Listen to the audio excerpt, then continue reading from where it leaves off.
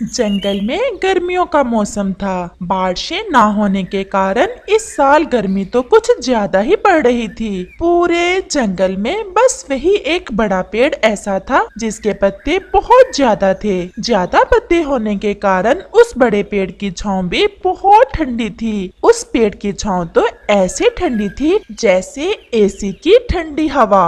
गोरी कौवे और कालू कौवा उस बड़े पेड़ पर अपने घोंसले में अपने एक बेटे के साथ रहते थे जिसका नाम जग्गू कौवा था।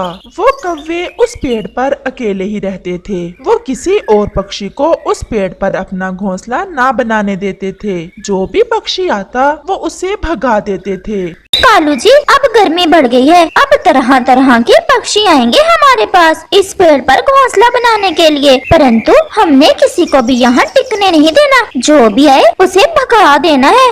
गौरी, तुम चिंता न करो। मुझे तो खुद अच्छा नहीं लगता कि कोई चिड़िया हमारे पास चूं चूं करे या कोई तोता टें टें करता रहे। मुझे तो रात को नींद ही नहीं आती अगर कोई और पक्षी पास में हो तो। चलो फिर नदी से पानी पीने जाते हैं, और मुझे तो नहाना भी है। चल भी गौरी, नदी के ठंडे ठंडे पानी से नहाने को तो मेरा भी मन कर रहा है। जग्गू, क्या तुम जाओगे? नहीं पापा जी, मुझे तो नींद आ रही है, आप जाएं। फिर गोरी कौवे और कालू कौवा नदी पर पानी पीने चले जाते हैं। वो चिड़िया और कबूतर भी उड़ते फिर रहे थे। वो किसी घने पेड़ की खोज में थे। वो गर्मियों के लिए अपना नया घर बनाना चाहते थे। चिड़िया, वो सामने वाला पेड़ देखो, चलो हम वहाँ जाते हैं। फिर वो दोनों उस बड़े पेड़ के पास आते हैं। ये पेड़ तो बहुत अच्छा है। कितनी ठंडी छांव है इस पेड़ की। हम अपना गर्मियों का घर इसी पेड़ पर बना लेते हैं। यहाँ से नदी भी ज्यादा दूर नहीं है, हमें पानी भी आसानी से मिल जाएगा। कौवे और कौवी का बेटा जग्गू अपने घोंसले में बैठा चिड़िया और कबूतर की बातें सुन रहा था। मम्मा पापा के पालन पोषण का असर संतान पर तो होता ही है। वो था तो छोटा, परंतु उसने हमेशा बुरी बातें ही अपने मम्मा पापा से सुनी थी, इसलिए वो भी एक झूठा और बुरा कौवा ही था। चिड़िया और कबूतर, क्या सोच रहे हो? अगर इस पेड़ पर घोंसला बनाना चाहते हो तो पिटोगे तुम दोनों मेरी मम्मा पापा से। छोटे कौवे बेटा, आप तो अभी बहुत छोटे हो। बड़ों को नाम लेकर नहीं पुकारते बेटा। जब आपके मम्मा पापा आएंगे तो हम उनसे बात भी कर लेंगे। आप चिंता ना करें छोटे कौवे। चिड़िया, आप यहीं बैठें, मैं सूखे तिनके और लकड़ियाँ लाता हूँ और आप उन्हें अच्छे से लगाकर घोंसला बनाना शुरू करना, और मैं बाकी का सामान भी ले आऊँगा। कबूतर भैया आप जाएं और घास ले आएं। फिर ऐसे कबूतर घास लेने चला जाता है। वो सूखा घास अपनी चोंच में लेकर और कुछ लकड़ियाँ भी लेकर वापस आता है। चिड़िया बहन, आप ये लगाएं और मैं फिर से जाता हूँ। कबूतर फिर से चला जाता है। वो चिड़िया बहुत खुशी खुशी अपना काम कर रही थी कि गोरी कौवी और कालू कौवा भी लौट आते हैं।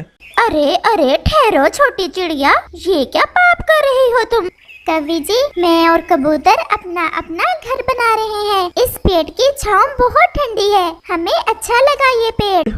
क्या तुम्हें हमारे बेटे ने नहीं बताया था कि ना लाओ यहाँ घास? भागो यहाँ से, बड़ी आई घोंसला बनाने वाली। ये पेड़ कई बरसों से हमारा है और हम इस पेड़ पर किसी और को घोंसला बनाने की अनुमति नहीं देते। वो कौवे ऐसे चिड़िया को भगा रहे थे कि कबूतर फिर से घास लेकर आ जाता है। अच्छा, तो ये है तुम्हारा दोस्त कबूतर। मैंने कहा न जाने कैसा होगा। ये तो ऐसे दिख रहा है जैसे कई दिनों से नहाया ही न हो। चिड़िया, हमसे ज्यादा बोल नहीं होता। बता दो इस कबूतर को सारी बात, नहीं तो मार मार कर पंख तोड़ दूंगा तुम दोनों के। चिड़िया, ये कैसे बोल रहे हैं कौवे? आखिर हुआ क्या है? कबूतर भैया, हुआ तो कुछ भी नहीं। ये कौवे नहीं चाहते कि कोई और पक्षी इस पेड़ पर अपना घर बनाए।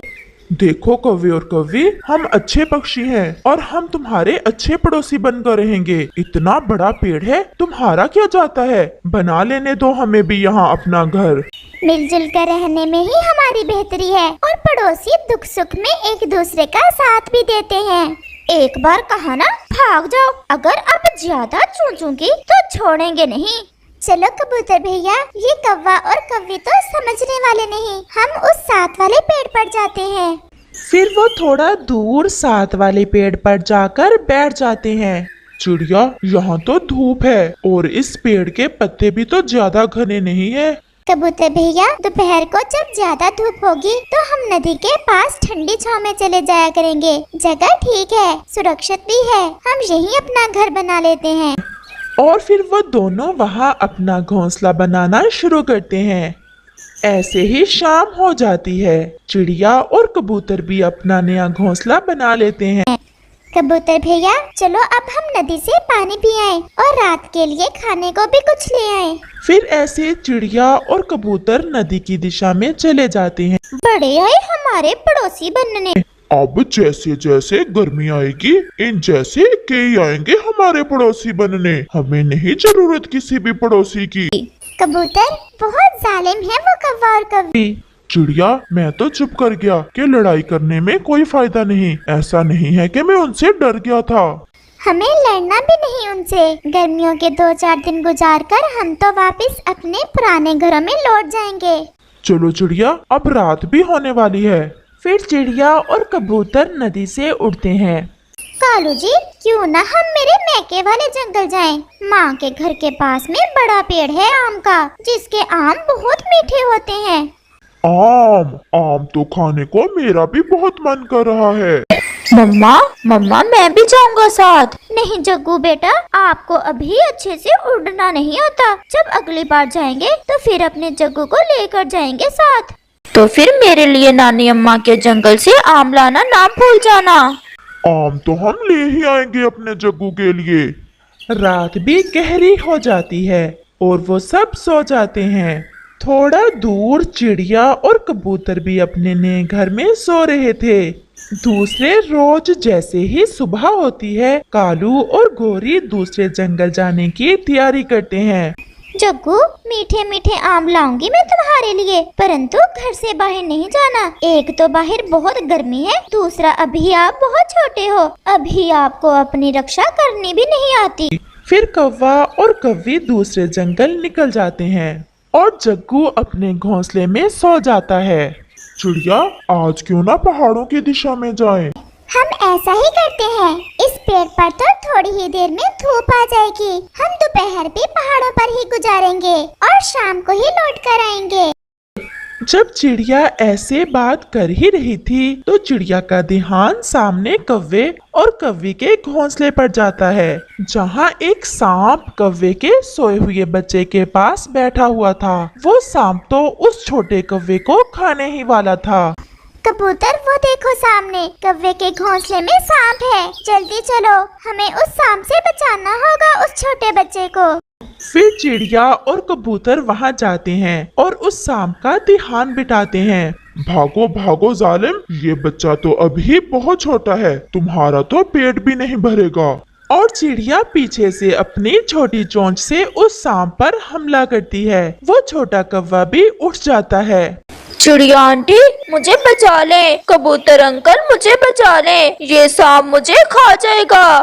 चिड़िया फिर से सांप पर हमला करती है। आगे से सांप भी वार करता है। चिड़िया घायल हो जाती है और वो सांप भी डरता हुआ भाग जाता है। चिड़िया बहन, आपका तो पंख घायल हो गया है। मैं ठीक हूँ कबूतर भैया, हमने एक छोटे पक्षी की जान बचा ली, मुझे बहुत खुशी है। फिर कबूतर चिड़िया को उठाकर अपने घोंसले में ले जाता है। चिड़िया के तो बहुत दर्द हो रहा था। बहन, मैं आपके लिए बुलबुल से दर्द रोकने वाली जड़ी बूटी का रस लेकर आता हूँ। फिर कबूतर जाता है और बुलबुल से वो रस लाता है और चिड़िया के मुंह में 2 कतरे डाल देता है। कौवा और कौवी भी अपने घर लौट आए थे। उनका बेटा उन्हें सारी बात बताता है। मम्मा, वो तो मुझे खाने ही वाला था अपने तेज दांतों से। जब मुझ पर हमला किया तो चिड़िया आंटी सामने आ गई और वो तो घायल भी हो गई। कालू, हमने कितना बुरा किया उस चिड़िया और कबूतर से और उन्होंने हमारे बच्चे की जान बचाई। चलो हम उन्हें कुछ आम देकर आते हैं और धन्यवाद बोल कर आते हैं।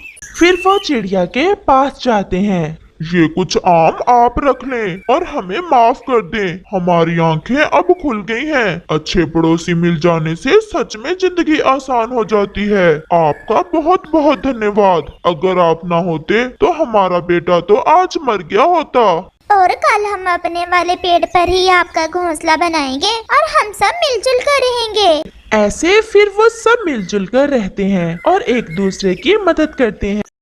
अगर आपको हमारी ये स्टोरी अच्छी लगी हो तो चैनल को लाइक और सब्सक्राइब ज़रूर करें। Thank you.